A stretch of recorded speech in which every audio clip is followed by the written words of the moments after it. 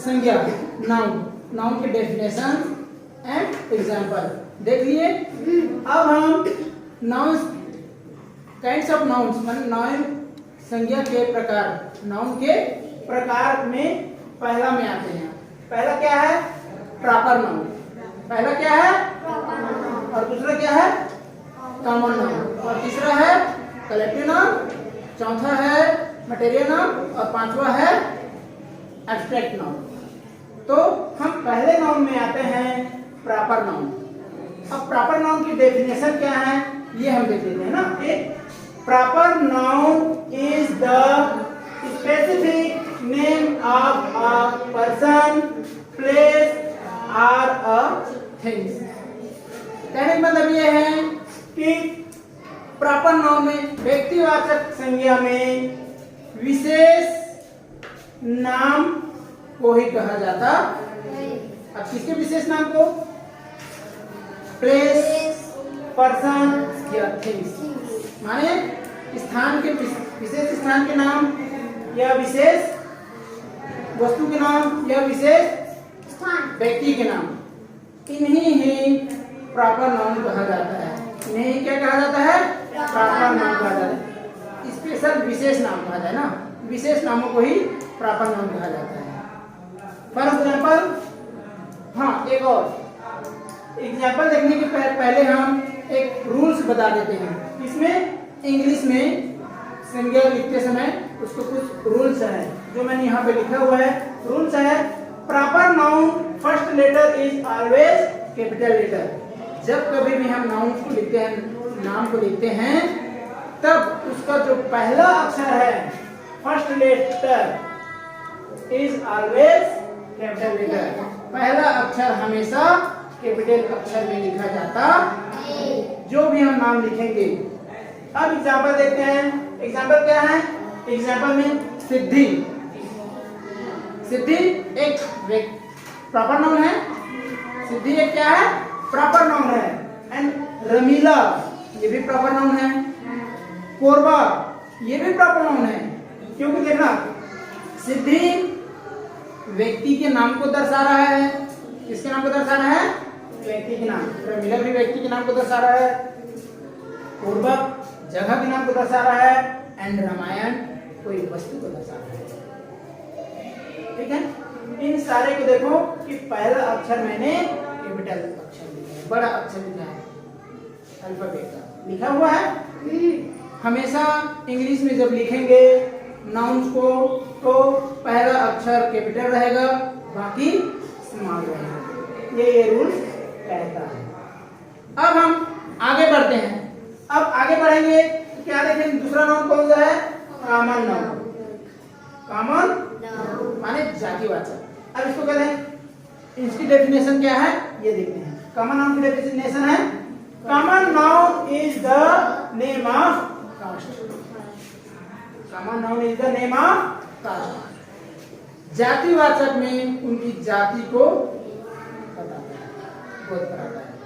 ठीक है, जातिवाचक संज्ञा में उसकी जाति को बताता है कि वो कौन सी जाति का है। ठीक है ना? ठीक है ना? एग्जाम्पल है बॉय, गर्ल। ये हमारी जाति को दर्शा रहा है, कास्ट को दर्शा रहा है, बॉय एंड गर्ल्स। और अच्छे समझने के लिए कोई आ जाओ, आ जाओ अभी, आ जाओ।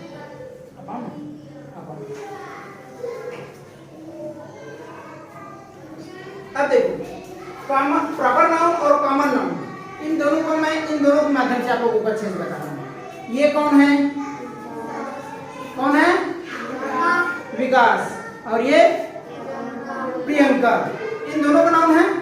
अभी हम विकास और प्रियंका नाम ले रहे हैं तो कौन से संज्ञा में है? कौन से नाउन में है?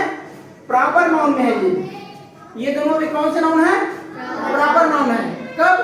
जब हम दोनों के नाम लेंगे। क्या नाम? विकास एंड प्रियंका। तब ये कौन से नाउन है? प्रॉपर नाउन है। कौन से नाउन है? Proper noun. ये प्रॉपर नाउन के उदाहरण है। अब ये भी हो सकते हैं, ये लड़का है, he is boy and she is girl, he is boy and she is girl, है ना? क्योंकि उनकी ये कास्ट को दर्शा रहे हैं, उनकी जाति को दर्शा रहे हैं। कैसे जाति को दर्शा रहा है? बॉयज, बॉयज में ये अकेला नहीं है, आप लोग भी हो बॉय, हो कि नहीं हो ना, तो जाति दर्शा रहे हैं ना आप लोग। अगर ये इनका नाम में लूं तो ये प्रॉपर नाउन हो जाएगा, लेकिन मैं बॉय बोल दिया तो ये कॉमन नाउन है। बॉय में क्या होना चाहिए? Common noun. और ये गर्ल्स, ये भी कॉमन नाउन है। कौन है? कॉमन नाउन है गर्ल्स में, ठीक है ना। नाउन कौन सा है? Collective noun. तीसरा नाउन कौन सा है? Collective noun. अब कलेक्टिव नाउन की डेफिनेशन क्या कहते हैं देखिए ना। Collective noun is a knowledge of the name of groups.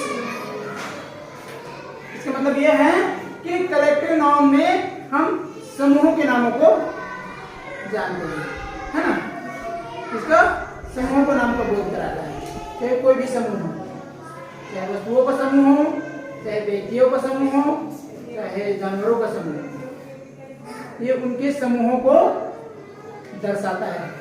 Hindi में भी ये बताया था, तो उसे कहते हैं कलेक्टिव नाउन। उदाहरण के लिए है क्लास, हम लोगों को ग्रुप है क्लास, हिंदी में कक्षा। आर्मी, फौजी का ग्रुप समूह। क्राउड, भीड़, अचानक से कहीं से बहुत सारे लोग आ जाए उसको भीड़ कहते हैं।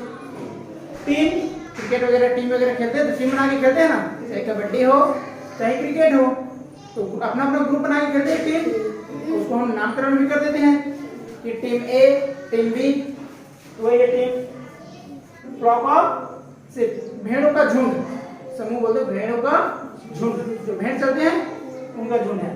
बंच ऑफ किस, चाबी का गुच्छा, ये भी समूह में रहता है।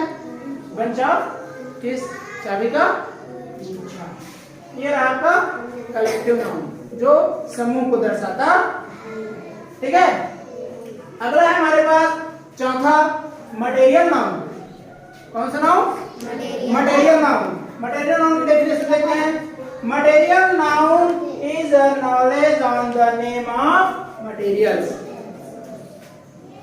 मटेरियल नाउन की डेफिनेशन है material noun is a knowledge on the name of materials, माने पदार्थों के नामों को बताने वाले संज्ञा को मटेरियल नाउन कहा जाता है, या फिर पदार्थवाचक संज्ञा कहा जाता, ठीक।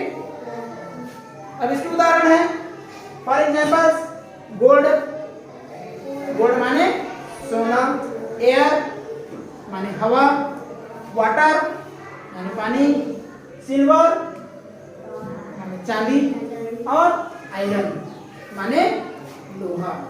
ये सारे क्या है? धातु है।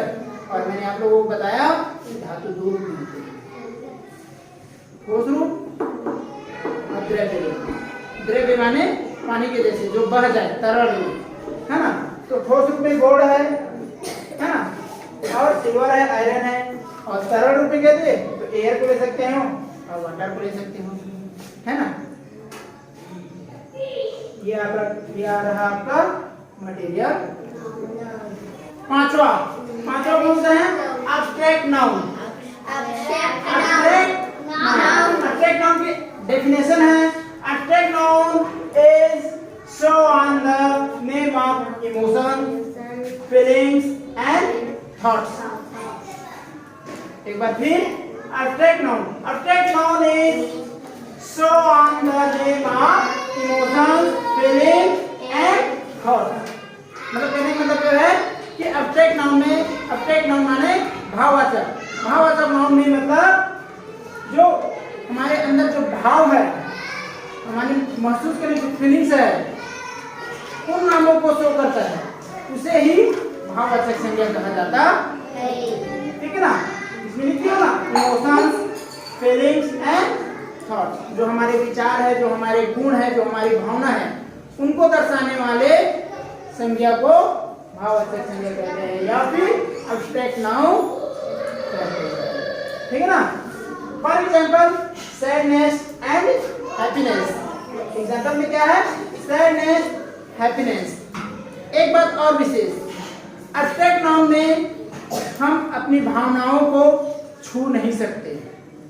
क्या नहीं कर सकते, छू नहीं सकते। उसको हम महसूस कर सकते हैं और देख सकते हैं, वो छू नहीं सकते।